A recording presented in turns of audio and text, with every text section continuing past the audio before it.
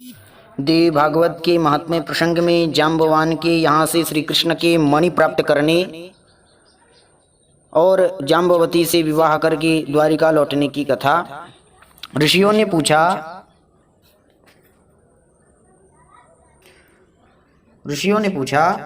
ऋषिया ऊचो वासुदेवो महाभागा कथम पुत्रमवाप्तवान। वासुदेव महाभागा, ऋषिगण बोले, महाभाग वासुदेव जी ने अपने कथम पुत्र मवाप्तवान, अपने पुत्र को किस प्रकार प्राप्त किया।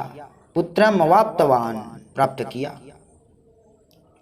और वन में भ्रमण करते हुए श्री कृष्ण ने प्रसेन को कैसे खोजा। प्रसेन पुत्र कृष्णेन भ्रमतान वेशिता कथम, प्रसेन को कैसे खोजा। श्रीमद् देवी भागवत की यह कथा वासुदेव जी ने किस विधि से सुनी और इसके कौन वक्ता हुए, यह बताने की कृपा कीजिए। सूत जी बोले, भोजवंशी राजा सत्राजित द्वारिका में सुखपूर्वक रहते थे। उनके द्वारा सदा सूर्य का आराधना हुआ करता था। भगवान सूर्य ने सत्राजित की भक्ति से परम प्रसन्न होकर उन्हें अपने लोक का दर्शन कराया। साथ ही उन्हें एक समयंतक नामक मणि दी। सत्राजित उस मणि को गले में धारण कर द्वारिका आए। वह मणि अत्यंत चमकीली थी, अद्भुत चमकीली थी। उसे देखकर पूर्ववासियों ने समझा कि सूर्य नारायण भगवान है।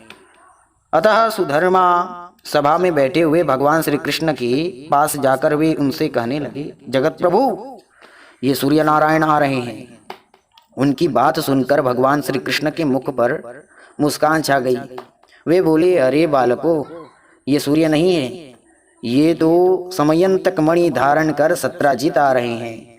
मणि के कारण इनकी ज्योति फैल रही है, चमक फैल रही है।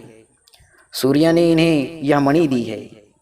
तदनंतर सत्राजित ने ब्राह्मणों को बुलाकर उनसे सुस्ति वाचन कराया, सुस्ति न इंद्रो इत्यादि मंत्र कराया। मणि की पूजा की और उस मणि को अपने भवन में स्थापित कर दिया।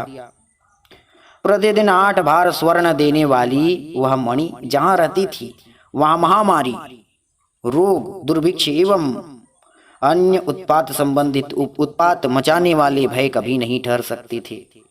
सत्राजित के एक भाई थे, उनका नाम प्रसेन था। एक बार वे उस मणि को गले में धारण कर घोड़े पर सवार हुए और शिकार खेलने के लिए वन को चल पड़े। उन्हें सिंह ने देखा और घोड़े सहित मारकर मणि ले ली। ऋक्षराज जाम्बवान बड़ा बली था। उसने देखा सिंह मणि लिए हुए हैं, अतः बिल के द्वार पर ही सिंह को मारकर उसने मणि छीन ली और उसे अपने पुत्र को खेलने के लिए दे दिया। बच्चा भी उस चमकीली मणि को लेकर खेलने लगा। कुछ समय बाद जब प्रसेन नहीं लौटे, तब सत्राजित को महान दुख हुआ। कहा, पता नहीं किसे मणि पाने की इच्छा हो गई, जिसके हाथों प्रसेन काल का ग्रास बन गया। फिर तो जन समाज के मुख से द्वारका में इस प्रकार की वदंती फैल गई कि हो न हो श्री कृष्ण ने प्रसेन को मार डाला है, क्योंकि मणि में उनकी आसक्ति हो गई थी। यह बात भगवान श्री कृष्ण के कानों में भी पड़ी। तब अपने ऊपर लगे हुए इस कलंक को दूर करने के लिए उन्होंने कुछ पूर्ववासियों को साथ लेकर यात्रा आरंभ कर दी। वे वन में पहुंचे। सिंह द्वारा मारे हुए प्रसेन को देखा। रक्त से चिन्हित मार्ग को पकड़कर सिंह को खोजते हुए वे आगे बढ़े। एक बिल के द्वार पर मरा हुआ सिंह दिखाई पड़ा। तब पूर्ववासियों से कहने लगे, तुम लोग मेरे लौटने तक यहीं रहना। मणि लेने वाले का पता लगाने के लिए मैं इस बिल के अंदर जा रहा हूं। बहुत अच्छा कहकर पूर्ववासी वहीं ठहर गए। भगवान श्री कृष्ण बिल के भीतर वहां गए जहां जाम्बवान का स्थान था। देखा, ऋक्षराज का बालक मणि हाथ में लिए हुए था। इन्होंने मणि छीनने की चेष्टा की, इतने में धाय ने भयंकर शब्दों में गर्जना आरंभ कर दिया। धाय की चिल्लाहट सुनकर वहां तुरंत जांबवान आ पहुंचा। उसका भगवान श्री कृष्ण के साथ युद्ध आरंभ हो गया। रात दिन लगातार लड़ाई होती रही। दिनों में 27 दिनों तक घोर संग्राम चलता रहा। उधर द्वारिकावासी भगवान श्री कृष्ण की प्रतीक्षा में बिल के द्वार पर रुके थे। 12 दिनों तक उन्होंने प्रतीक्षा की। तत्पश्चात डर कर वे अपने अपने घर लौट गए।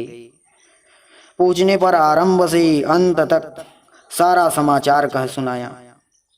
सुनकर सबको महान कष्ट हुआ। अब वे सत्राजित की निंदा करने लगे। अपने पुत्र की यह कष्ट कहानी महाभाग वासुदेव के कानों में भी पड़ी। परिवार सहित वे शोक सागर में उतरने लगे। शोक सागर में डूबने लगे।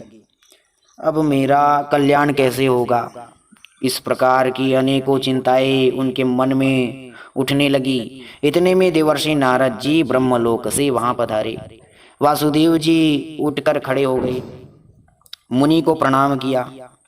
उनकी यथोचित पूजन की विधि से पूजन किया। नारद जी ने बुद्धिमान वासुदेव जी से कुशल समाचार पूछा। फिर कहा, आप चिंतित क्यों हैं? आप इतने चिंता में क्यों हैं? इसका कारण बतलाइए। वासुदेव जी ने कहा, मेरा प्रिय पुत्र श्री कृष्ण प्रसेन को खोजने के लिए पूर्ववासियों के साथ वन में गया था। मरे हुए प्रसेन पर उसकी दृष्टि पड़ी। बिल के द्वार पर देखा कि प्रसेन को मारने वाला सिंह भी मरा पड़ा है। तब पूर्ववासियों को द्वार पर ही ठहरा कर वह स्वयं अंदर घुस गया। मुने, बहुत दिन व्यतीत हो गए, बहुत दिन बीत गए, अब तक मेरा वह प्राण प्रिय पुत्र नहीं लौटा। इसी से मैं चिंतित हूँ, चिंता में हूँ।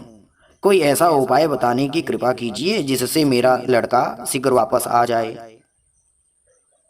नारद जी बोले, यदुश्रेष्ठ, तुम पुत्र प्राप्ति के लिए अंबिका देवी की आराधना करो। उनके आराधना से ही तुम्हारा शीघ्र कल्याण होगा। वासुदेव जी ने पूछा, देवर्षि, वे अंबिका देवी कौन है? उनकी क्या महिमा है और कैसे उनका पूजन होता है? भगवान, यह बताने की कृपा कीजिए। नारद जी बोले, महाभाग वासुदेव, अंबिका देवी के संपूर्ण महात्म्य को विशद रूप से कौन कह सकता है? मैं संक्षेप से कुछ कहता हूँ, सुनो। भगवती अंबिका नित्य स्वरूपिणी है। सत्यचित और आनंदमय उनका श्री विग्रह है। वे सर्वोपरि हैं। यह चराचर जगत उनसे ओतप्रोत है। उन्हीं की आराधना के प्रभाव से ब्रह्मा जी इस चराचर जगत की रचना करते हैं। मधु और कैटभ से भयभीत होने पर पितामह ने देवी की स्तुति की और वे उस भय से मुक्त हुए।